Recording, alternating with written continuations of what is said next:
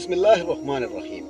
हज़रत दहिया कल्बी रज़ी अल्लाह ताला अन्हु नहायत ही खूबसूरत थे। तफसीर निगार लिखते हैं कि आपका हुस्न इस कदर था कि अरब की औरतें दरवाज़ों के पीछे खड़े होकर यानी छुप के हज़रत दहिया कल्बी रज़ी अल्लाह ताला अन्हु को देखा करती थी। लेकिन इस वक्त आप मुसलमान नहीं हुए थे। एक दिन सरवर कौनैन ताजदार मदीना हज़रत मोहम्मद मुस्तफ़ा सल्लल्लाहु अलैहि वसल्लम की नज़र हज़रत दहिया कल्बी पर पड़ी। आप सल्लल्लाहु अलैहि वसल्लम ने हज़रत दहिया कल्बी के चेहरे को देखा कि इतना हसीन नौजवान है। आपने रात को अल्लाह ताला की बारगाह में दुआ मांगी कि या अल्लाह, इतना खूबसूरत नौजवान बनाया है, उसके दिल में इस्लाम की मोहब्बत डाल दे, उसे मुसलमान कर दे, इतने हसीन नौजवान को जहन्नम से बचा ले। रात को आपने दुआ फरमाई। सुबह हज़रत दहिया कल्बी रज़ियल्लाहु ताला अन्हो आप सल्लल्लाहु अलैहि वसल्लम की खिदमत में हाजिर हो गए। हज़रत दहिया कल्बी रज़ियल्लाहु ताला अन्हु कहने लगे, ए अल्लाह के रसूल, बताएं आप सल्लल्लाहु अलैहि वसल्लम क्या अहकाम लेकर आए हैं। आपने फरमाया, मैं अल्लाह का रसूल हूँ और अल्लाह वाहिद है, उसका कोई शरीक नहीं। फिर तौहीद और रसालत के बारे में हज़रत दहिया कल्बी को बताया। हज़रत दहिया ने कहा, अल्लाह के नबी, मैं मुसलमान तो हो जाऊँ, लेकिन एक बात का हर वक्त डर लगा रहता है कि एक गुनाह मैंने ऐसा किया है कि आपका अल्लाह मुझे कभी माफ़ नहीं करेगा। आप सल्लल्लाहु अलैहि वसल्लम ने फरमाया, ए दहिया, बता तूने कैसा गुनाह किया। तो हज़रत दहिया कल्बी ने फरमाया, या रसूल अल्लाह, मैं अपने कबीले का सरबराह हूँ और हमारे यहाँ बेटियों की पैदाइश पर उन्हें जिंदा दफन किया जाता है। मैं क्योंकि कबीले का सरदार हूँ, इसलिए मैंने 70 घरों की बेटियों को जिंदा दफन किया है। आपका रब मुझे कभी माफ़ नहीं करेगा।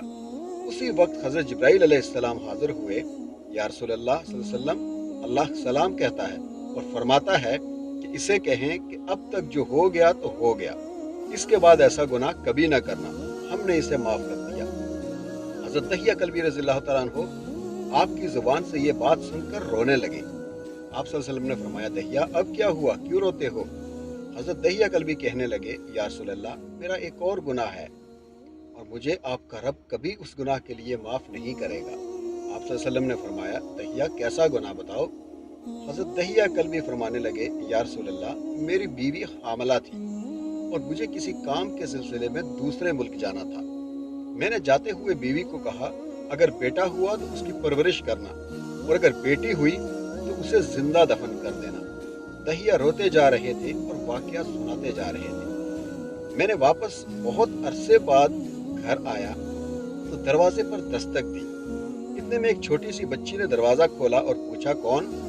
मैंने कहा, तुम कौन हो। तो वो बच्ची बोली, मैं इस घर के मालिक की बेटी हूँ, आप कौन हैं। दहिया फरमाने लगे, या रसूलल्लाह सल्लल्लाहु अलैहि वसल्लम, मेरे मुंह से निकल गया, अगर तुम बेटी हो इस घर के मालिक की तो मैं मालिक हूँ इस घर का। या रसूलल्लाह, मेरे मुंह से ये बात निकलने की देर थी कि छोटी सी बच्ची ने मुझे टांगों से पकड़ लिया और बोलने लगी, बाबा बाबा, आप कहाँ चले गए थे। बाबा, मैं किस दिन से आपका इंतज़ार कर रही हूँ। हज़रत दहिया कल्बी रोते जा रहे हैं और फरमाते हैं, ए अल्लाह के नबी, मैंने बेटी को धक्का दिया और जाकर बीवी से पूछा, ये बच्ची कौन है। बीवी रोने लग गई और कहने लगी, दहिया, ये तुम्हारी बेटी है। या रसूलल्लाह, मुझे ज़रा तरस ना आया। मैंने सोचा मैं कबीले का सरदार हूँ, अगर अपनी बेटी को दफन ना किया तो लोग कहेंगे कि हमारी बेटियों को तो दफन करता है और अपनी बेटी से प्यार करता है। हज़रत दहिया की आंखों में अश्क ज़ारो कतार निकल रहे थे। या रसूलल्लाह, वो बच्ची बहुत खूबसूरत थी, बहुत हसीन थी। मेरा दिल कर रहा था कि उसे सीने से लगा लूं। फिर सोचता था कि कहीं लोग बाद में ये बातें ना कहें कि अपनी बेटी की बारी आई तो इसे जिंदा दफन क्यों नहीं किया। मैं घर से बेटी को तैयार करवा कर निकला तो बीवी ने मेरे पाँव पकड़ लिए। दहिया, ना मारना इसे। दहिया, ये तुम्हारी बेटी है, माँ तो आखिर माँ होती है। मैंने बीवी को पीछे धक्का दिया और बच्ची को लेकर चल पड़ा।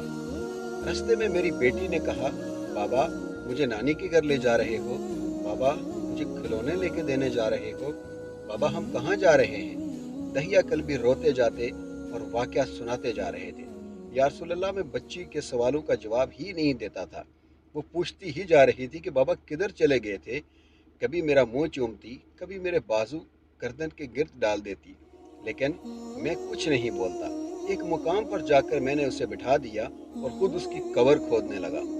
आका करीम सल्लल्लाहु अलैहि वसल्लम दहिया की ज़ुबान से वाकया सुनते जा रहे थे اور روتے جا رہے تھے۔ میری بیٹی نے جب دیکھا کہ میرا باپ دھوپ میں سخت کام کر رہا ہے تو اٹھ کر میرے پاس آئی۔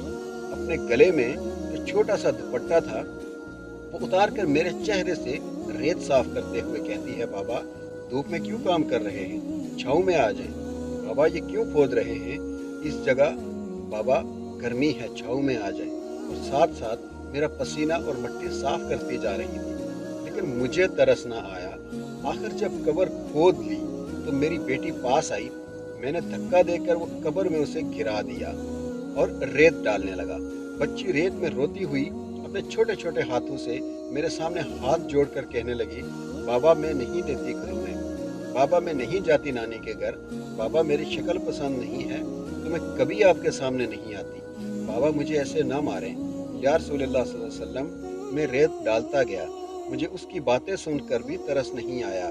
میری بیٹی پر جب مٹی مکمل ہو گئی اس کا سر رہ گیا تو میری بیٹی نے میری طرف سے توجہ ختم کی اور بولی، اے میرے مالک، میں نے سنا ہے تیرا ایک نبی آئے گا جو بیٹیوں کو عزت دے گا، جو بیٹیوں کی عزت بچائے گا، اے اللہ وہ نبی بھیج دے، بیٹیاں مر رہی ہیں۔ پھر میں نے اسے ریت میں دفنا دیا۔ حضرت دہیہ کلبی رضی اللہ تعالیٰ عنہ واقعہ سناتے ہوئے بے انتہا روئے۔ یہ واقعہ جب بتا دیا تو دیکھا کہ آپ صلی اللہ علیہ وسلم اتنا رو رہے کہ آپ کی داڑھی مبارک آنسوں سے گیلی ہو گئی۔ آپ صلی اللہ علیہ وسلم نے فرمایا، دہیہ ذرا پھر سے بیٹی کا واقعہ سناؤ، اس بیٹی کا واقعہ جو مجھ محمد کا انتظار میں دنیا سے چلی گئی۔ آپ صلی اللہ علیہ وسلم نے 3 دفعہ یہ واقعہ سنا اور اتنے روئے کہ آپ کو دیکھ کر صحابہ کرام بھی رونے لگے اور کہنے لگے، اے دہیہ کیوں رلاتا ہے ہمارے آقا کو، ہم سے برداشت نہیں ہو رہا۔ آپ صلی اللہ علیہ وسلم نے حضرت دہیہ سے 3 بار واقعہ سنا تو حضرت دہیہ کی رو رو کر کوئی حالت نہ رہی۔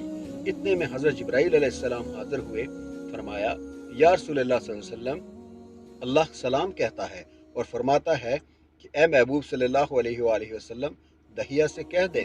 وہ اس وقت تھا جب اس نے اللہ اور آپ صلی اللہ علیہ وسلم کو نہیں مانا تھا۔ آپ مجھ کو اور آپ کو اس نے مان لیا ہے تو دہیہ کا یہ گناہ بھی ہم نے معاف کر دیا۔ اس کے بعد آپ صلی اللہ علیہ وسلم نے فرمایا، جس نے 2 بیٹیوں کی کفالت کی، انہیں بڑا کیا، ان کے فرائض ادا کیے، وہ قیامت کے دن میرے ساتھ اس طرح ہوگا جس طرح شہادت کی اور 7 والی انگلی آپس میں ہے۔ جس نے 2 بیٹیوں کی پرورش کی اس کی اہمیت یہ ہے، تو جس نے 3 4 یا اس سے زیادہ بیٹیوں کی پرورش کی اس کی اہمیت کیا ہوگی۔ بیٹیوں کی پیدائش پر گھبرایا نہ کریں، انہیں والدین پر بڑا مان ہوتا ہے اور یہ بیٹیاں اللہ کی خاص رحمت ہوتی ہیں۔